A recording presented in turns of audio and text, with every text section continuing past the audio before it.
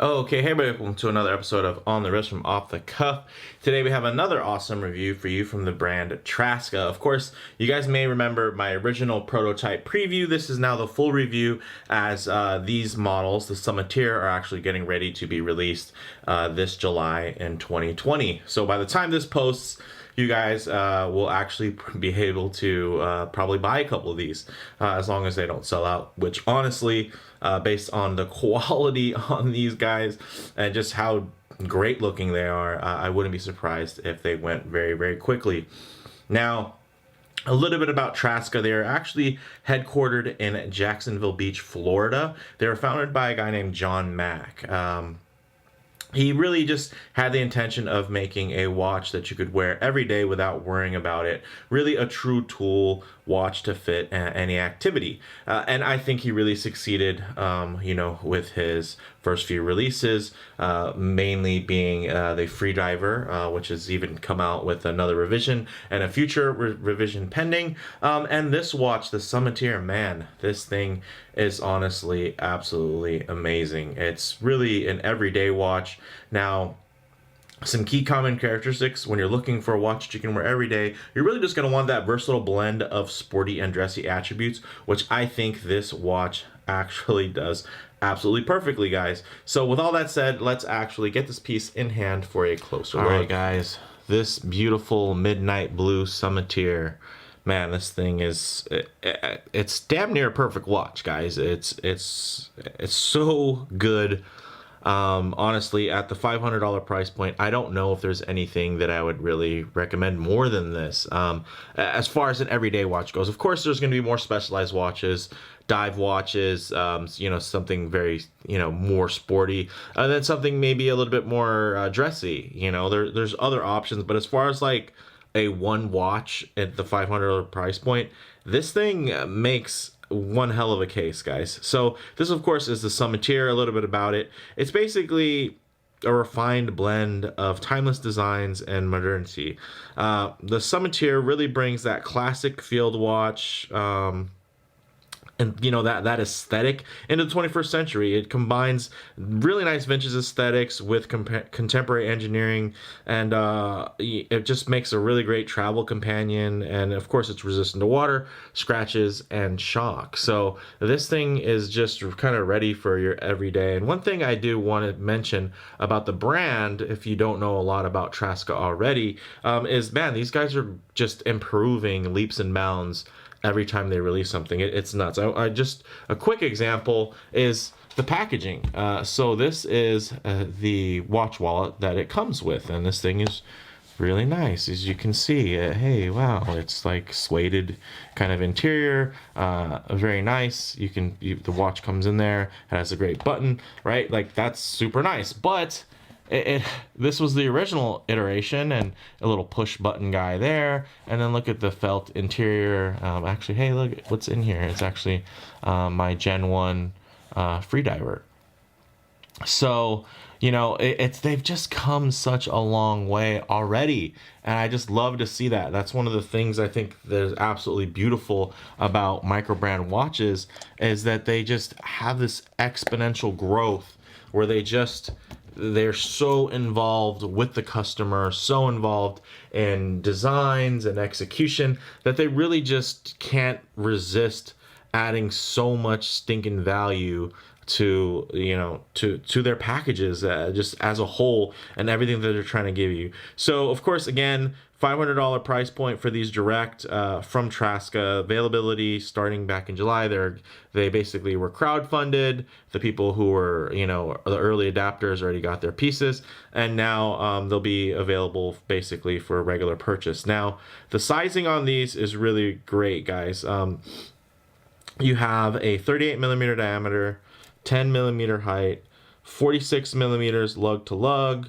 You do have, of course, that stainless steel with this outstanding scratch resistant hard coating. It actually adds like 1,000 hardness HV Vickers on the hardness scale to this, and basically it's still finely brushed and polished and chamfered.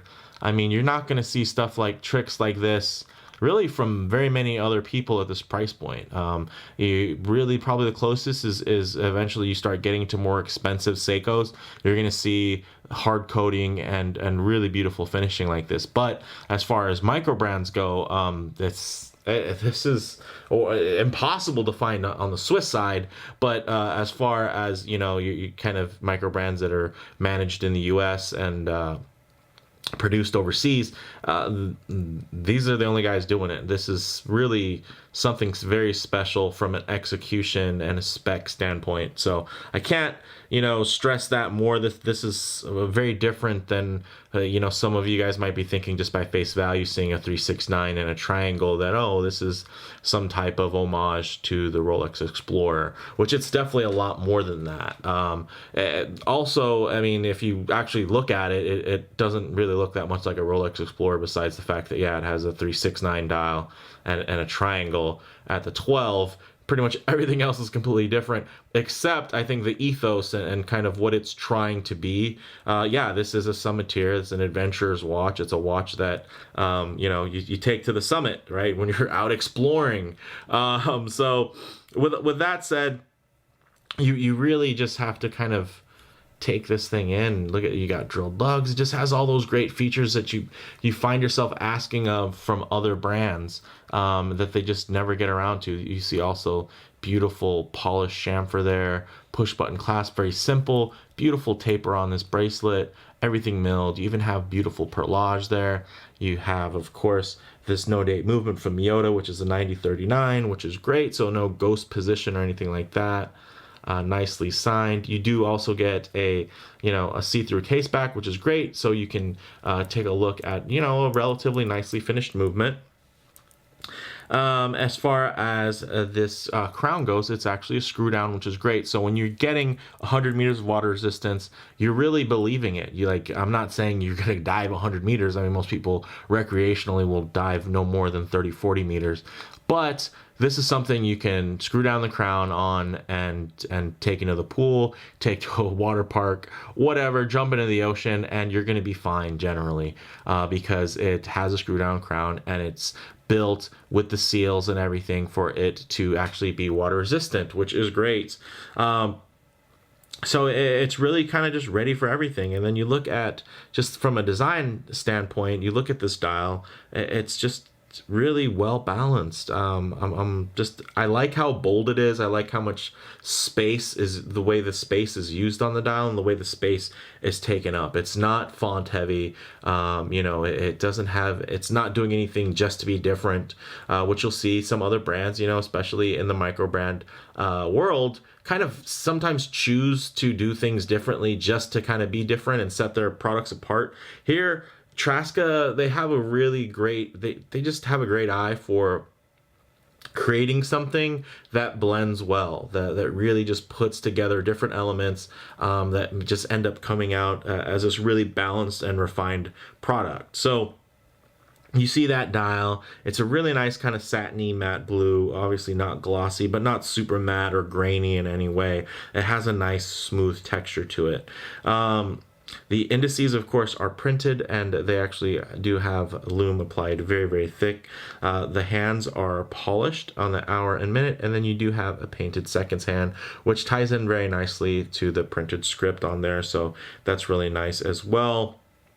The loom is BGW9, so this is going to glow very brightly and very blue. The links are solid. The end link is solid. The links are actually screw-in, as you can see, guys. So they do everything you ask for. They've done it. You do have usable micro adjustment holes here. Of course, you're not getting a quick adjust clasp, which is maybe the only thing you could nitpick about. But I mean, at $500, really, what are you kind of expecting as far as that level of engineering and R&D? What they do have is something that's extremely tasteful and extremely functional, which I can really, really enjoy.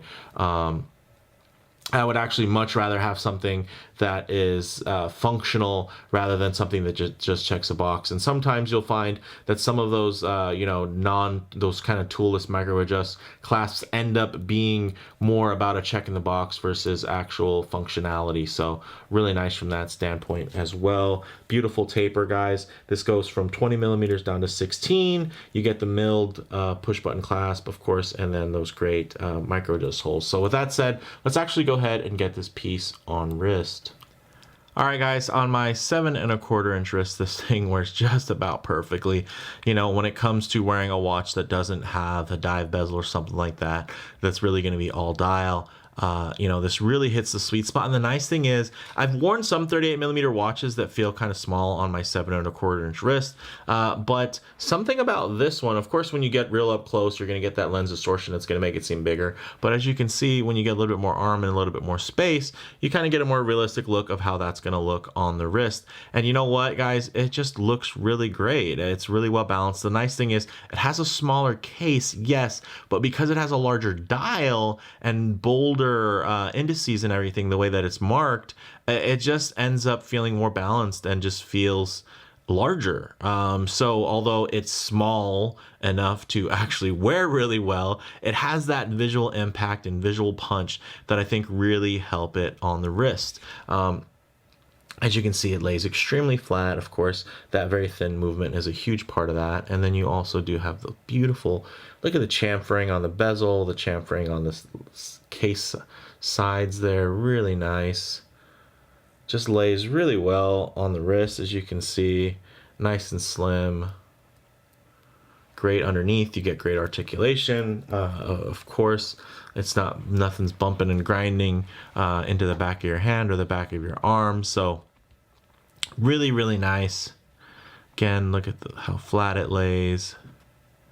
Just really well done on all accounts. So with that said, let's actually move into some low light and Loom shots. Alrighty, let's go ahead and hit the lights.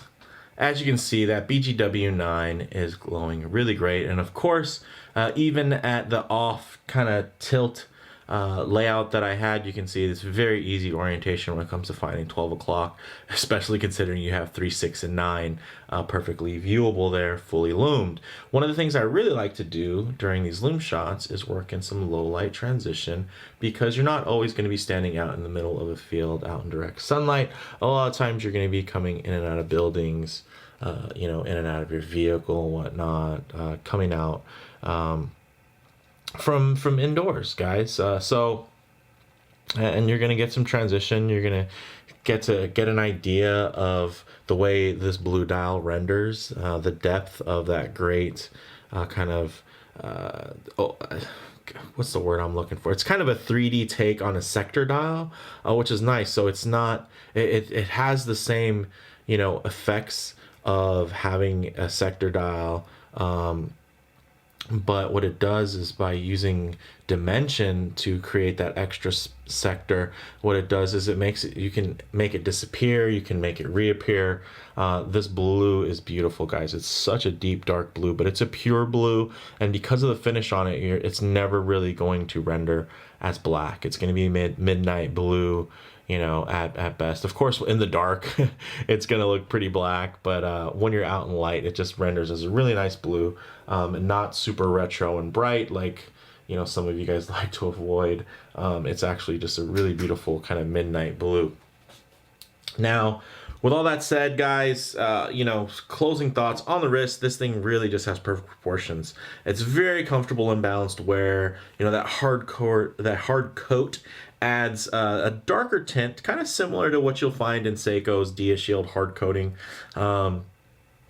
So not quite like a titanium look or anything like that, not that level of darkness, but it does give you kind of a little tint and a little bit of a shade, which I think actually looks really well. It's a little bit of a warmer tone. I dig it personally. And then of course, it's actually really, really scratch proof. If you look through some of my other videos where I review Traskas, I actually have a couple of links where I try to scratch them with metal. It doesn't work. They don't get scratched at all. So it's really nice, and it keeps things looking really new. So as far as model variations go, there's also a sage green dial as well as your classic charcoal black dial. As far as comparable models go, you know, you could compare this to something like a Tudor Ranger Black Bay 36 meets Monte Triumph. There's, you know, and then of course anything that's really meant to be kind of a Rolex Explorer alternative. This would pair well against that. But the things that make this special, I mean, apart from the really balanced design and really well done execution, again, for me, is going to be the form factor.